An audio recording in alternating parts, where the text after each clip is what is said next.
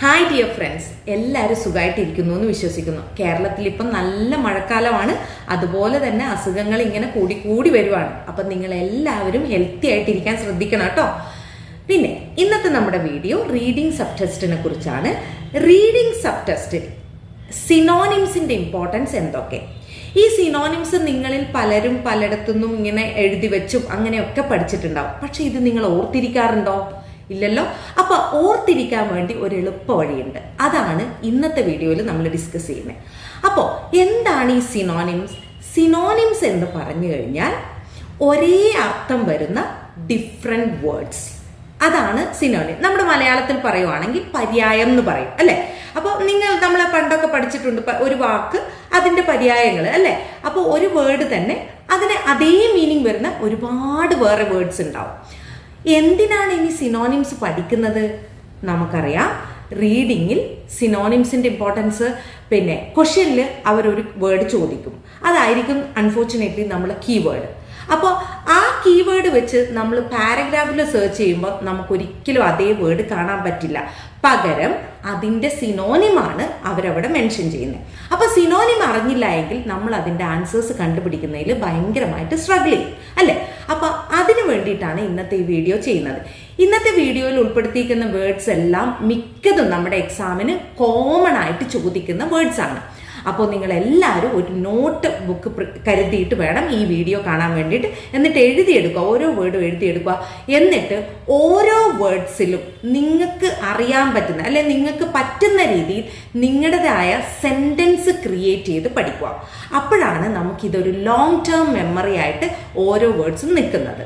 So നമുക്ക് നോക്കാം ഇന്നത്തെ വീഡിയോയിൽ എന്തൊക്കെ വേർഡ്സ് ആണ്. അപ്പൊ നമുക്ക് ആദ്യത്തെ വേർഡിലോട്ട് പോവാം. That is substantial.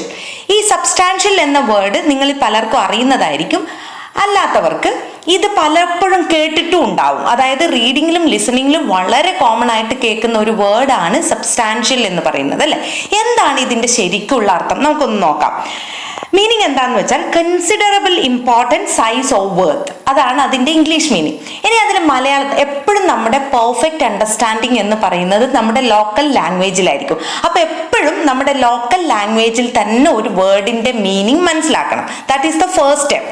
അപ്പൊ അതിന്റെ മലയാളം മീനിങ് എന്താന്ന് വെച്ചാൽ ഗണ്യമായ, പ്രധാനമായ എന്നൊക്കെയുള്ള മീനിങ് ആണ് സബ്സ്റ്റാൻഷ്യൽ എന്ന വേർഡ് മീനിങ് ആക്കിയിട്ട് വരുന്നത്. ഇനി ഇത് പഠിക്കാൻ ഒരു എളുപ്പ വഴിയുണ്ട്. എന്താണ് ചെയ്യേണ്ടത്? നമ്മൾ ഈ വേർഡിനെ ഉപയോഗിച്ച് 3-4 സെന്റൻസസ് ക്രിയേറ്റ് ചെയ്യുക. ഞാൻ ഇവിടെ സാമ്പിളിന് വേണ്ടിയിട്ട് 2 സെന്റൻസസ് ക്രിയേറ്റ് ചെയ്തിട്ടുണ്ട്. അതിൽ ആദ്യത്തെ സെന്റൻസ് നോക്കിയേ. That is A very substantial improvement in the present situation. What is the meaning of this? ഇന്നത്തെ സാഹചര്യത്തിൽ അത് വളരെ ഗണ്യമായ നേട്ടമാണ്. ഗണ്യമായ, മാർക്കറ്റ്ലി അല്ലെ നോട്ടീസബിൾ ഇംപ്രൂവ്മെന്റ് എന്നൊക്കെ നമുക്ക് വേണമെങ്കിൽ അതിനെ പാരാഫ്രൈസ് ചെയ്യാം. അപ്പോൾ അതാണ്. അപ്പോൾ ആ സെന്റൻസിൽ ഉപയോഗിച്ചേക്കുന്ന ശൈലി വെച്ച് നമുക്ക് അതിന്റെ മീനിങ് എളുപ്പത്തിൽ മനസ്സിലാവും. ഇനി സെക്കൻഡ് സെന്റൻസ് നോക്കിയേ. Activities like that pose a substantial risk of injury. ഇനി ഇതിന്റെ മീനിങ് എന്താണ്? അത്തരം പ്രവർത്തനങ്ങൾ ഇഞ്ചുറീസിന്റെ ഗണ്യമായ അപകട സാധ്യത ഉയർത്തുന്നു. അതായത് ഇഞ്ചുറീസിന്റെ റിസ്ക് കൂടുതലാകുന്നു എന്നാണ് വളരെ ഡയറക്റ്റ് ആയിട്ടുള്ള മീനിങ്. അപ്പോൾ നമ്മൾ 2 സാമ്പിൾ സെന്റൻസസിലൂടെ സബ്സ്റ്റാൻഷ്യൽ എന്ന വേർഡിന്റെ ഉപയോഗവും പഠിച്ചേക്കുവാണ്. ഈ ഉപയോഗം പഠിച്ചാൽ എന്താ ഗുണം എന്ന് വെച്ചാൽ ഒരിക്കലും നമ്മൾ മറക്കില്ല. അപ്പൊ സബ്സ്റ്റാൻഷ്യൽ എന്ന വേർഡ് നമുക്ക് സ്പീക്കിങ്ങിലും ഉപയോഗിക്കാൻ പറ്റും. റീഡിങ്ങിലോ ലിസണിങ്ങിലോ നിങ്ങൾ കേൾക്കുവാണെങ്കിലോ വായിക്കുവാണെങ്കിലോ നിങ്ങൾക്ക് എളുപ്പം മീനിങ് മനസ്സിലാക്കാൻ ഇതിന് സാധിക്കും. ഇനി നോക്കേണ്ടത് ഈ സബ്സ്റ്റാൻഷ്യൽ എന്ന വേർഡിന്റെ അർത്ഥം വരുന്ന വേറെ എന്തൊക്കെ വാക്കുകളുണ്ട്. അതാണല്ലോ സിനോണിംസ് എന്ന് പറയുന്നത്. എന്തിനാണ് നമ്മൾ സിനോണിം പഠിക്കുന്നത്? കാരണം റീഡിങ്ങിൽ ഈ സബ്സ്റ്റാൻഷ്യൽ എന്ന വേർഡ് ക്വസ്റ്റ്യനിൽ ഉണ്ടെങ്കിൽ അതേ വേർഡ് ആയിരിക്കില്ല പാരഗ്രാഫിൽ റിപ്പീറ്റ് ചെയ്യുന്നത്. അതേ മീനിങ് വരുന്ന വേറൊരു വേർഡാണ് റിപ്പീറ്റ് ചെയ്യുന്നത്. അത് നിങ്ങൾക്ക് എല്ലാവർക്കും അറിയുന്നതാണ്. അപ്പോൾ ആ സിനോണിം പഠിക്കേണ്ടത് വളരെയധികം അത്യാവശ്യമാണ്. അപ്പം നമുക്ക് നോക്കാം സബ്സ്റ്റാൻഷ്യൽ എന്ന വേർഡിന്റെ മീനിങ് വരുന്ന എന്തൊക്കെ വേർഡ്സ് ആണ് വേറെ ഉള്ളത്. കൺസിഡറബിൾ, അത് നമ്മൾ വളരെ കോമൺ വേർഡാണ്, നമ്മൾ കാണുന്നതാണ്. Significant, yet another common word. Ample, നമുക്ക് കേൾക്കാറില്ലേ. നോട്ടബിൾ, റിയൽ, ട്രൂ, ഇമ്പോർട്ടൻറ്റ്, ഇതൊക്കെയാണ് ഇതിന് ഇതിനെ തന്നെ മാച്ച് ചെയ്യുന്ന മറ്റ് വേർഡ്സ്. അപ്പോൾ ക്വസ്റ്റ്യൻ ഇതാണ് കാണുന്നത്. അപ്പോൾ പാരഗ്രാഫിൽ ഇങ്ങനെ ഏതെങ്കിലും വേർഡ്സ് ആണ് വരുന്നതെങ്കിൽ നിങ്ങൾ അന്നേരം നിങ്ങളുടെ കണ്ണ് അവിടെ സ്ട്രൈക്ക് ചെയ്യണം. ഇത് സെയിം മീനിങ് ആണ് എന്ന് സ്ട്രൈക്ക് ചെയ്യണം. പഠിച്ചില്ലേ ഒരു വേർഡ്? ഇനി അടുത്ത വേർഡിലോട്ട് പോവാം. സ്കെപ്റ്റിക്കൽ കേട്ടിട്ടുണ്ടോ അല്ലെങ്കിൽ കണ്ടിട്ടുണ്ടോ? റീഡിംഗ് പാർട്ട് സിയിലെ ഒരു കോമൺ വേർഡാണ് സ്കെപ്റ്റിക്കൽ. ഇനി കാണുമ്പോൾ ഒന്ന് ഓർത്ത് നോക്കിക്കോളൂ. ഇനി എന്താണ് അതിൻ്റെ meaning? Having or expressing doubt about something. അതായത് പെട്ടെന്ന് അങ്ങ് കൺവിൻസ്ഡ് ആവാത്ത ആൾക്കാരെയാണ് നമ്മൾ സ്കെപ്റ്റിക്കൽ എന്ന് പറയുന്നത്. അത് മലയാളത്തിലോട്ട് മീനിങ് വരുവാണെങ്കിൽ സംശയാസ്പദമായ, എപ്പോഴും സംശയാലുവായിട്ടുള്ള ഒരാളെ നമുക്ക് ഇൻഡിക്കേറ്റ് ചെയ്യുന്ന വേർഡാണ് സ്കെപ്റ്റിക്കൽ. അപ്പം ഈ സ്കെപ്റ്റിക്കൽ എന്ന് കാണുമ്പോൾ തന്നെ അതൊരു ആൻസറിന് സാധ്യതയുള്ള വേർഡും കൂടിയാണെന്ന് നിങ്ങൾ മനസ്സിലാക്കണേ. ഇനി ഇതെങ്ങനെയാണ് സെന്റൻസിൽ യൂസ് ചെയ്യാൻ നോക്കിയേ. First one, I am sceptical about his chances of winning. എന്താണ് അതിൻ്റെ മലയാളം മീനിങ്? അവൻ്റെ വിജയ സാധ്യതയെക്കുറിച്ച് ഞാൻ ഡൗട്ട്ഫുൾ ആണ്, അല്ലെങ്കിൽ ഞാൻ സംശയാലുവാണ്, അല്ലെങ്കിൽ എനിക്ക് സംശയമുണ്ട് എന്നുള്ള മീനിങ് ആണ് ആദ്യത്തെ സെന്റൻസ്. ഇപ്പൊ ആ കോണ്ടെക്സ്ച്വൽ മീനിങ് നിങ്ങൾക്ക് മനസ്സിലായില്ലേ? സ്കെപ്റ്റിക്കൽ എന്ന വേർഡ് എങ്ങനെയാണ് അവർ യൂസ് ചെയ്യുന്നത് എന്നുള്ളത്. അടുത്തത് നോക്കിയേ, many experts remain sceptical about his claims. So ഒരാളുടെ അവകാശവാദങ്ങൾ അല്ലെ അവൻ്റെ അവകാശവാദങ്ങളെ കുറിച്ച് പല എക്സ്പേർട്സും ഇപ്പോഴും സംശയാലുക്കളാണ് എന്നാണ് പറയുന്നത്. മനസ്സിലായോ? അല്ലെങ്കിൽ അവർക്ക് ഇപ്പോഴും സംശയമുണ്ട്, അതായത് ഫുള്ളി അവർ കൺവിൻസ്ഡ് ആയിട്ടില്ല. സോ ഇങ്ങനെയുള്ള വേർഡ്സ് വളരെ കോമൺ ആണ് റീഡിങ്ങിൽ. സോ നന്നായിട്ട് ശ്രദ്ധിക്കുക എങ്ങനെയാണ് അവർ ആ സ്കെപ്റ്റിക്കൽ എന്നുള്ള വേർഡ് ഉപയോഗിക്കുന്നത്. ഇനി ഇതിന്റെ സിനോണിം എന്തൊക്കെയാണെന്ന് നമുക്ക് നോക്കാം. First one, dubious. അപ്പോൾ നമ്മൾ സ്കെപ്റ്റിക്കൽ കണ്ട് ഇപ്പുറത്തെ ഡ്യൂബിയസ് കണ്ട് yes yes this is my point എന്നുള്ളത് അന്നേരം കത്തിക്കോണേ. Cynical, suspicious, defeatist, pessimistic. ഇപ്പോൾ ഇതിന് അതേ അർത്ഥം വരുന്ന, അതായത് സ്കെപ്റ്റിക്കൽ എന്നതിന് സമാനമായ അർത്ഥം വരുന്ന വേർഡ്സുകളാണ് ഇതൊക്കെ. അപ്പൊ ഇത് എഴുതി പഠിച്ചു വെക്കുക. ഇനി അടുത്ത വേർഡിലോട്ട് പോകുന്നതിന് മുന്നേ ജെയിൻസ് അക്കാഡമിയുടെ ഓൺലൈൻ ആൻഡ് ഓഫ്ലൈൻ ബാച്ചസിനെ കുറിച്ച് ചെറിയൊരു ഇൻഫർമേഷൻ നിങ്ങൾക്ക് തരാമേ. ഞങ്ങൾ OET ബിഗിനേഴ്സ് ബാച്ച് ഉണ്ട്, crash course for exam takers ഉണ്ട്, റിപ്പീറ്റേഴ്സ് ബാച്ച് ഉണ്ട്, അതായത് മൾട്ടിപ്പിൾ ടൈംസ് എഴുതി ഫെയിലായ കുട്ടികൾക്ക് വേണ്ടി മാത്രമായിട്ട് റിപ്പീറ്റേഴ്സ് ബാച്ച് ഉണ്ട്. പിന്നെ ഇൻഡിവിജ്വൽ മോഡ്യൂൾസിന് വേണ്ട ക്ലാസ്സസും ഉണ്ട്. അപ്പോൾ ബിഗിനേഴ്സ് ബാച്ച് എക്സ്ക്ലൂസീവ്ലി ആദ്യമായിട്ട് OET പഠിക്കുന്ന കുട്ടികൾക്കായിരിക്കും. റിപ്പീറ്റേഴ്സ് ബാച്ച് എന്ന് പറയുന്നത് ഞാൻ ഓൾറെഡി മെൻഷൻ ചെയ്ത പോലെ മൾട്ടിപ്പിൾ ടൈം ഫെയിൽ ആയവർ അവരുടെ വീക്ക്നെസ്സിൽ ഏതാണോ അവർക്ക് വീക്ക് ആയിട്ടുള്ള മോഡ്യൂൾസ് അതിന് ഇമ്പോർട്ടൻസ് കൂടുതൽ കൊടുത്തുകൊണ്ടുള്ള ക്ലാസ്സസ് ആയിരിക്കും.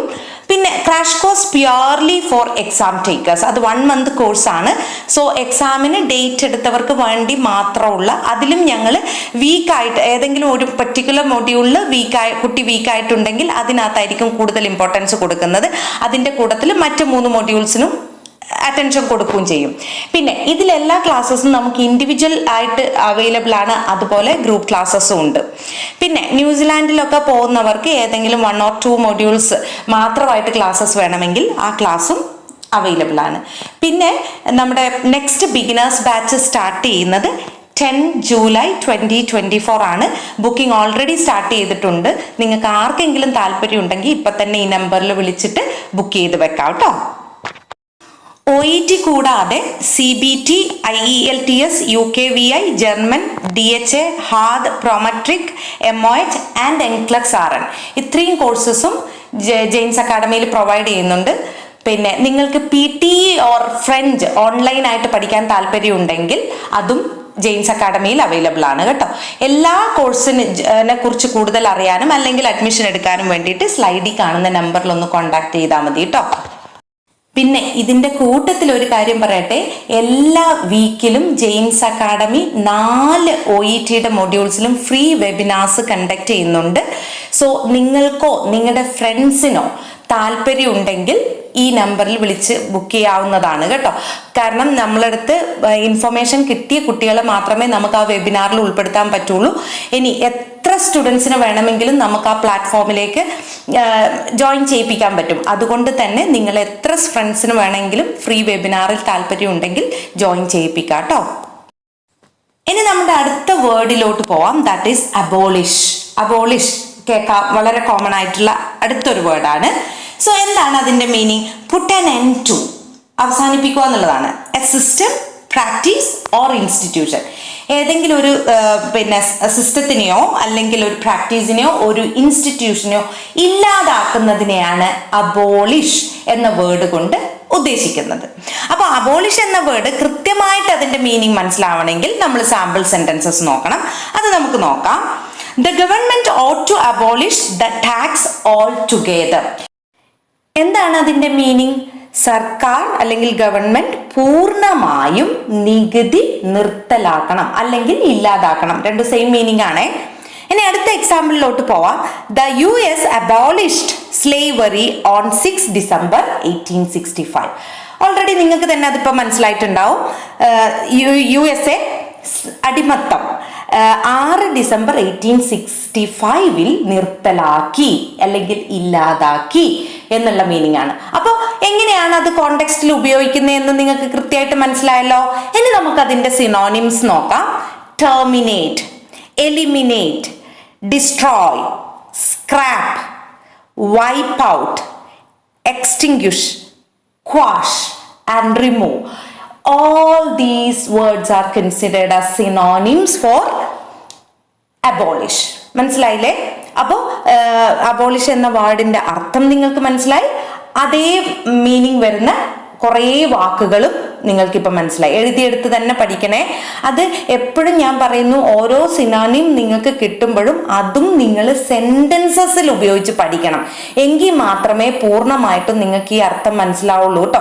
അല്ലെങ്കിൽ മറന്നു പോകാനുള്ള സാധ്യത ഒരുപാട് കൂടുതലാണ്. കാരണം ഒരുപാട് വേർഡ്സ് നമുക്ക് റീഡിങ്ങിലൂടെയും ലിസണിങ്ങിലൂടെയും കിട്ടും. അപ്പോൾ ആ വേർഡ്സ് ഇപ്പോൾ ഇന്ന് പഠിച്ചു, ഒരാഴ്ച അതിൻ്റെ മെമ്മറി ഉണ്ടാവും. പിന്നെന്താണ്, പിന്നീട് വീണ്ടും നമ്മൾ പുതിയ വേർഡ് പഠിക്കുമ്പോൾ പഴയതൊക്കെ മറന്നു പോകും. അതുകൊണ്ടാണ് ഞാൻ പ്രത്യേകം എടുത്ത് പറയുന്നത്, നമ്മൾ ഓരോ സെന്റൻസിലും അത് യൂസ് ചെയ്ത് പഠിക്കുവാണെങ്കിൽ അത് നമ്മുടെ മെമ്മറിയിൽ എപ്പോഴും കിടക്കും. എന്നിട്ട് എവറി വീക്ക് കഴിയുമ്പോൾ നമ്മൾ കഴിഞ്ഞ ആഴ്ച പഠിച്ചത് മുഴുവൻ ഒന്ന് തിരിച്ച് നോക്കുക. അപ്പോൾ ആ മെമ്മറി ലോങ് ടേം മെമ്മറിയിലേക്ക് പോകും കേട്ടോ. ഇനി അടുത്ത വേർഡിലോട്ട് പോവാം. That is heed. എന്താണ് ഹീഡ് എന്ന മീനിങ്? കേട്ടിട്ടുണ്ടാവും നിങ്ങൾ. അറ്റൻഷൻ അല്ലെങ്കിൽ നോട്ടീസ് എന്നൊക്കെയാണ് ഹീഡിന്റെ മീനിങ്. എന്ന് പറഞ്ഞാൽ ശ്രദ്ധിക്കും. മലയാളത്തിലോട്ട് കൺവേർട്ട് ചെയ്യുവാണെങ്കിൽ ശ്രദ്ധിക്കുക അല്ലെങ്കിൽ ശ്രദ്ധ എന്നുള്ളതൊക്കെയാണ് നമ്മുടെ ഹീഡിന്റെ മീനിങ്. ഇനി നമുക്ക് ഇത് വെച്ചിട്ട് സെന്റൻസസ് ഒന്ന് ക്രിയേറ്റ് ചെയ്ത് നോക്കാം. First sentence is she pays no heed to the concerns of others. മറ്റുള്ളവരുടെ വിഷമങ്ങളിൽ പുള്ളിക്കാരി വലിയ ശ്രദ്ധയൊന്നും കൊടുക്കുന്നില്ല. മനസ്സിലായോ? അപ്പം വലിയ മൈൻഡ് ഇല്ല എന്നുള്ള മീനിങ് ആണ് കേട്ടോ. Second one is we must take heed of the suggestion. എന്താണ് അത് പറയുന്നത്?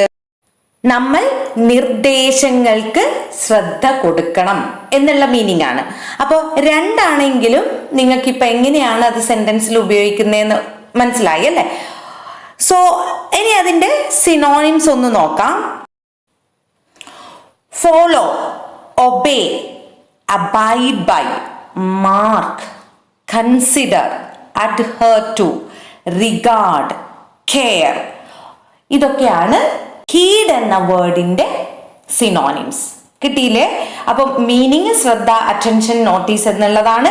ഇനി അത് ഏതൊക്കെ, അതേ മീനിങ് ഏതൊക്കെ വേർഡ്സ് ഉണ്ട് എന്നുള്ളതാണ് നമ്മൾ പഠിച്ചത്. ഇനി നമുക്ക് മറ്റൊരു വേർഡിലോട്ട് പോവാം. That is emit.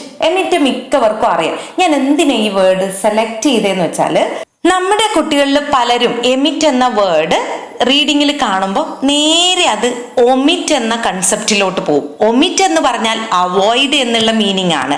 But at the same time emit എന്ന് പറഞ്ഞു കഴിഞ്ഞാൽ പ്രൊഡ്യൂസ് ആൻഡ് ഡിസ്ചാർജ് എന്നുള്ളതാണ് അതിന്റെ മീനിങ്. അതായത് പുറപ്പെടുവിക്കുക. നിങ്ങൾക്ക് പലർക്കും അറിയുന്നത് തന്നെയായിരിക്കും, പുറപ്പെടുവിക്കുക. അപ്പോൾ ഇത് വെച്ച് മറ്റേത് ചെയ്താൽ രണ്ടും രണ്ട് ഗണത്തിൽപ്പെട്ട, നിങ്ങളിൽ തന്നെ പലർക്കും അത് തെറ്റിയിട്ടുണ്ടാവും അല്ലെ? അപ്പോൾ വളരെ കെയർഫുൾ ആവുക. എമിറ്റും ഒമിറ്റും രണ്ടും രണ്ടാണ്. സോ പ്രൊഡ്യൂസ്, എന്തെങ്കിലും ഒന്ന് ഉണ്ടാക്കി അതിനെ പുറത്തോട്ട് വിടുന്നതിനാണ് നമ്മൾ എമിറ്റ് എന്ന് പറയുന്നത്. സോ അത് നമുക്ക് സാമ്പിൾ സെന്റൻസസിലൂടെ നമുക്കൊന്ന് നോക്കാം. First one is the machine emits a high pitch sound when you press the button. So നിങ്ങൾ ബട്ടൺ പ്രസ് ചെയ്യുമ്പോൾ മെഷീൻ വളരെ ഹൈ പിച്ച്ഡ് ആയിട്ടുള്ള ഒരു സൗണ്ട് പുറപ്പെടുവിക്കും എന്നുള്ളതാണ്. സോ അപ്പോൾ അതാണ് അതിന്റെ മീനിങ്. മനസ്സിലായില്ലേ? പിന്നെ അടുത്ത നോക്കിയേ, mobiles emit radiation and can heat up brain cells.